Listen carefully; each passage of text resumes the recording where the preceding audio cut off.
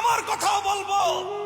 আমি শুরুতেও বলেছি, আবার বলছি, আপনারা আমাকে মহব্বত করবেন, ভালোবাসবেন যতদিন মনে করবেন আমার মুখ দিয়ে আল্লাহর কথা উচ্চারিত হয়, আমার কথা দিয়ে আল্লাহর কোরআনের হক কথা উচ্চারিত হয়, আমার মুখ দিয়ে ঈমানের কথা উচ্চারিত হয়, আমার মুখে তাওহীদের বাণী উচ্চারিত হয়, ততদিন পর্যন্ত আপনারা আমার আনুগত্য করবেন।